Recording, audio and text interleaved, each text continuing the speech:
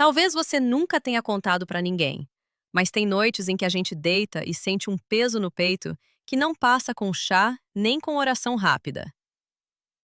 É uma dor que não tem nome certo, só tem endereço. Endereço no corpo, na memória, no silêncio que ficou depois que a confiança foi quebrada, de um jeito que você achou que não dava pra quebrar. Se você já sentiu que alguém arrancou de você a sua própria casa por dentro, essa história é pra você também. Porque ela não fala só de traição.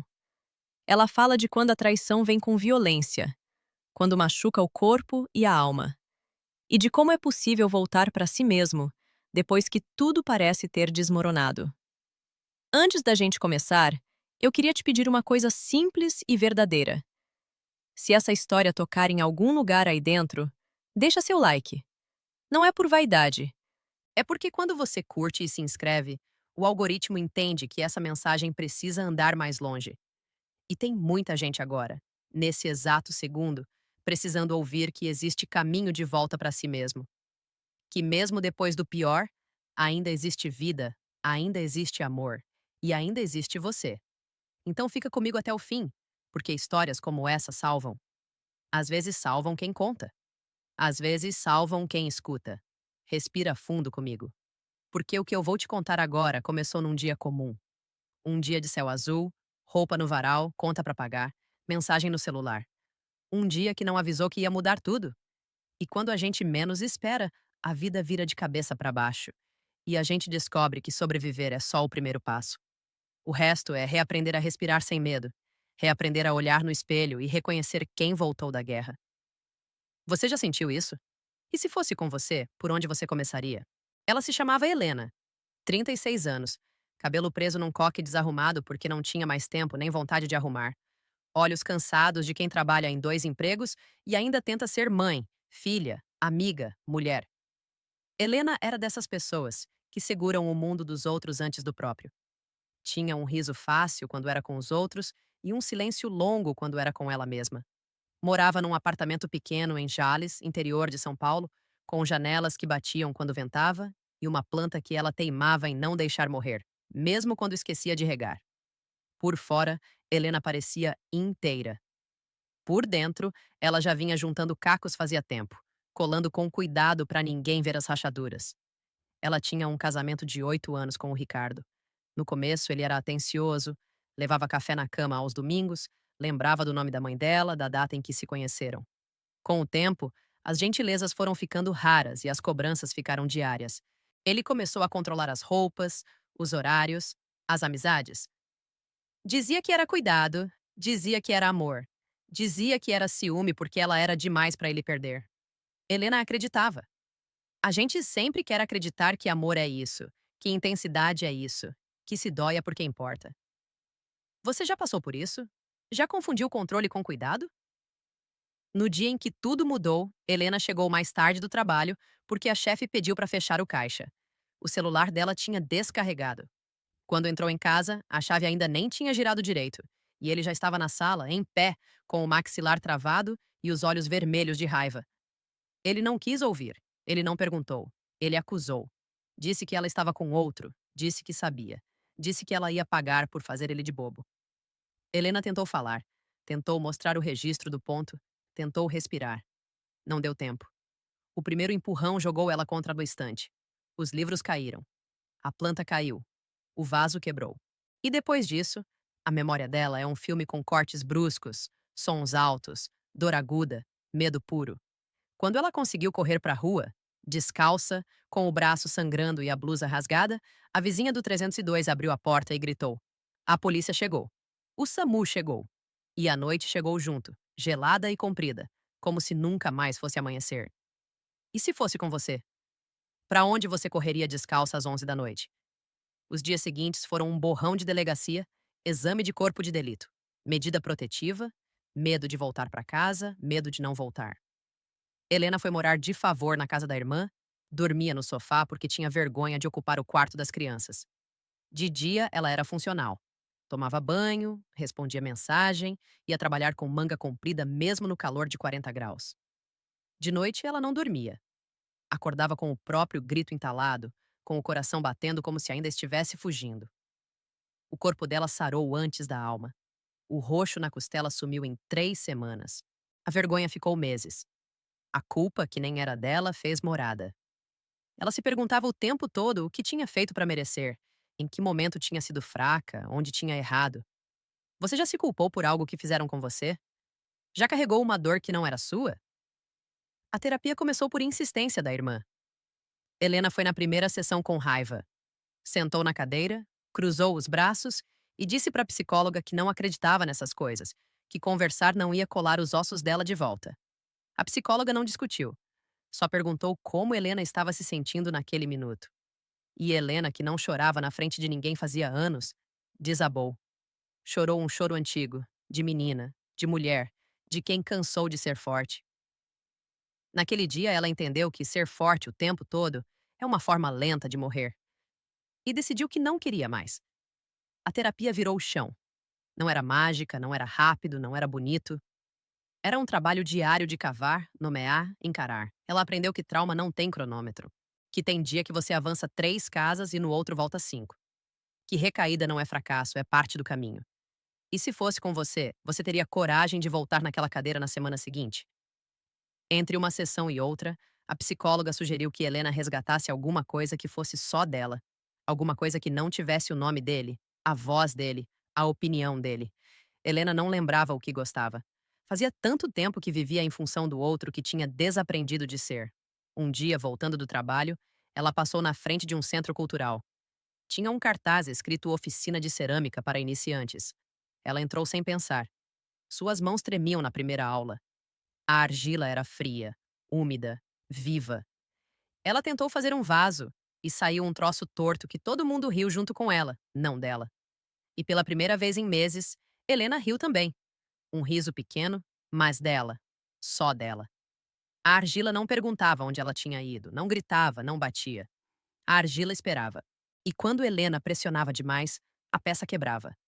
Quando ela ia com delicadeza, a forma nascia. Era como se a vida estivesse ensinando em silêncio como reconstruir alguém. Você já sentiu que um hobby te salvou sem você perceber? Aos poucos, as tardes de terça ficaram sagradas. Cerâmica. Depois veio a caminhada às 6 da manhã, para ver o sol nascer e lembrar que o dia sempre recomeça, querendo a gente ou não. Depois veio o bordado, que a avó tinha tentado ensinar, e ela nunca teve paciência. Agora tinha. Ponto por ponto, ela ia juntando linha e respiração. Cada peça torta era uma vitória. Cada peça que dava certo, ela fotografava e mandava no grupo da terapia. Não era sobre ser boa, era sobre ser dela. Era sobre ocupar as horas com coisas que não doíam. Era sobre provar para si mesma que ainda podia criar, e não só consertar. E se fosse com você, o que você faria só para você hoje? O Ricardo foi intimado, respondeu o processo, saiu da cidade. Isso não apagou o que fez, mas tirou o peso imediato do medo. Mesmo assim, Helena tinha crises. Tinha dias em que um barulho de porta batendo fazia ela voltar inteira para aquela noite. Tinha dias em que ela se olhava no espelho e não reconhecia a mulher com olheiras e cabelo preso. Tinha dias em que ela queria sumir. E nesses dias, a rede de apoio segurava. A irmã levava sopa. A amiga do trabalho mandava meme besta às 2 da tarde. A psicóloga lembrava que sentir é diferente de ser. Que ela podia sentir medo sem ser o medo. Que ela podia sentir raiva sem ser a raiva. Que ela podia sentir saudade do que nunca existiu sem voltar para lá. Você já teve que lembrar a si mesmo quem você é? Um ano se passou. Helena já não morava mais no sofá da irmã. Alugou um kitnet pequeno, com uma janela que pegava o pôr do sol. Comprou uma mesa de madeira usada e transformou num ateliê improvisado. As peças de cerâmica foram melhorando. Torto virou estilo. Ela começou a vender numa feirinha de domingo. Ganhava pouco, mas era um dinheiro que vinha sem grito, sem controle, sem medo. Um dia, um rapaz parou na barraca dela. Chamava-se Caio. Tinha olhos calmos e mãos de quem trabalha com terra. Ele era jardineiro, cuidava das praças da cidade. Pegou uma xícara que ela tinha feito com a borda irregular e disse que parecia feita para a mão dele.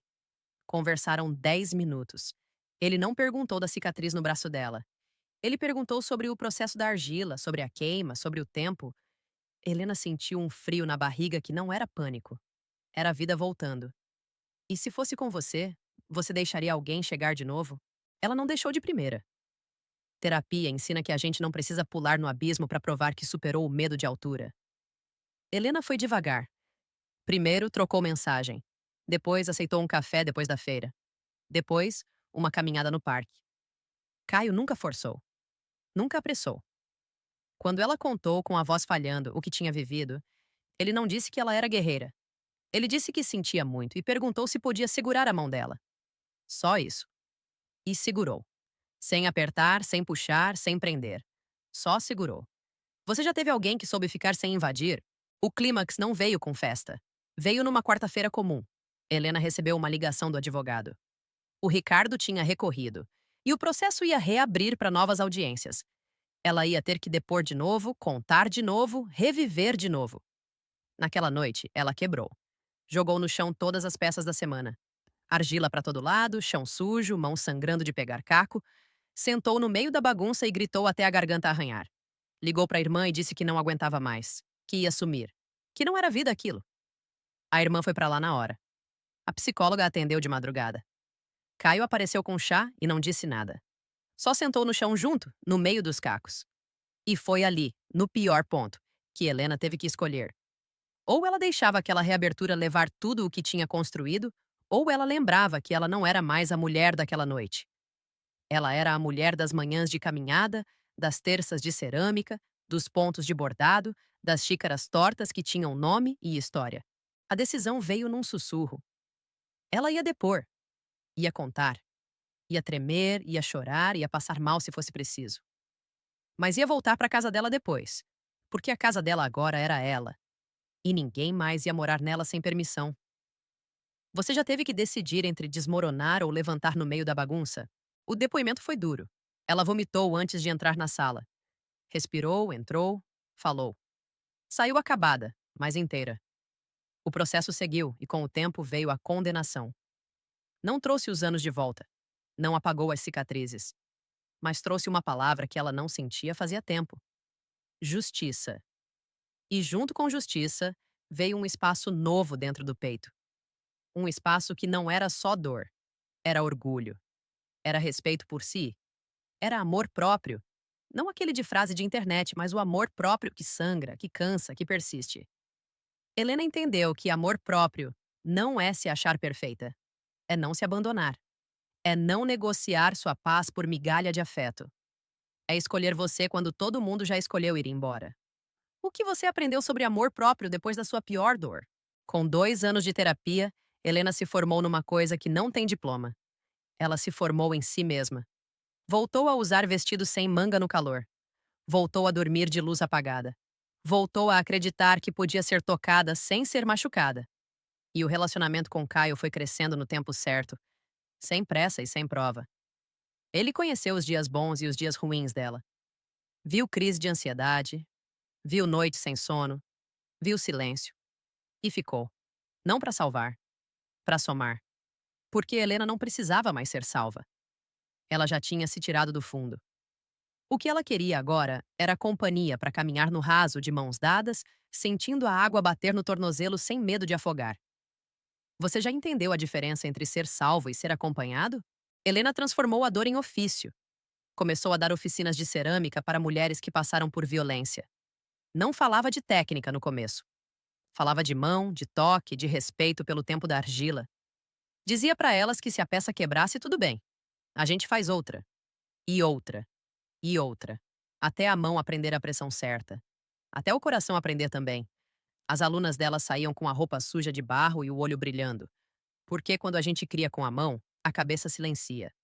E quando a cabeça silencia, a alma fala. E a alma delas dizia que ainda dava. Que ainda tinha vida. Que ainda tinha elas. E se fosse com você, o que você criaria com as suas mãos hoje? No último aniversário dela, Caio não deu joia, deu um dia. Acordaram cedo, caminharam, tomaram café na feira, foram até o ateliê. Lá, ele tinha preparado uma surpresa com as alunas. Cada uma tinha feito uma peça representando uma parte da história de Helena. Tinha vaso com rachadura de ouro, técnica japonesa que celebra a cicatriz, tinha prato torto escrito recomeço. Tinha xícara com a frase Ela voltou para ela. Helena chorou, mas não de tristeza. Chorou de transbordo. Porque a mulher que entrou naquela primeira aula de cerâmica, achando que não sabia mais quem era, agora era celebrada por ser exatamente quem se tornou. E ela entendeu que curar não é esquecer, é lembrar sem sangrar, é contar a história sem se perder nela, é poder olhar para trás e dizer: eu estive lá, mas eu não moro mais lá. Você já chegou nesse lugar dentro de você? A transformação de Helena não foi um milagre de um dia. Foi construção. Foi terapia, foi argila, foi ponto de bordado, foi caminhada, foi limite, foi não. Foi aprender que amor de verdade não aperta o braço, não grita, não isola, não diminui.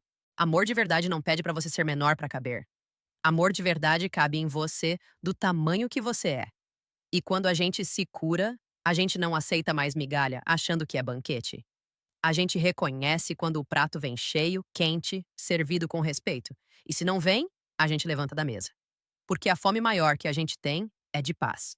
E paz não se negocia. O que isso significa para você hoje? A mensagem que Helena deixa não é sobre esquecer quem te machucou. É sobre lembrar quem você é. É sobre entender que traição violenta tenta roubar de você o direito de existir inteira. Mas só leva se você entregar. E você não precisa entregar mais. Você pode reconstruir. Um dia de cada vez, uma sessão de cada vez, uma peça de argila de cada vez. Até que um dia você olha no espelho e a mulher que te olha de volta tem o seu nome, a sua voz, a sua história. E ela sorri. Não porque nada doeu, mas porque, apesar de tudo, ela escolheu ficar, escolheu se amar, escolheu viver. E isso ninguém tira de você. Nunca mais. Se essa história mexeu com você, respira comigo mais uma vez. A dor que você sente é real, mas ela não é o seu destino. Ela é um capítulo. E capítulo a gente vira. O amor próprio não nasce pronto. Ele nasce no dia que você decide não se abandonar de novo. Nasce quando você vai para terapia mesmo com raiva. Quando você suja a mão de argila mesmo sem saber o que vai sair. Quando você diz não mesmo tremendo. Quando você aceita um café sem pressa. Quando você quebra, junta os cacos e tenta de novo. Força não é não cair. Força é levantar suja de barro e, mesmo assim, continuar criando. Agora eu quero ouvir você. Me conta aqui nos comentários o que essa história despertou aí. Você já viveu algo parecido? O que te ajudou a voltar para você? Se você conhece alguém que precisa ouvir isso hoje, compartilha. Me diz de onde você está assistindo, de que cidade, de que país. Quero saber quem está comigo nessa roda. Você não está sozinho. Você não está sozinha. A gente se cura em comunidade. Um ponto, uma peça, uma conversa de cada vez. Fica comigo, porque ainda tem muita história para contar e muita vida para viver. E a sua vida importa. Você importa.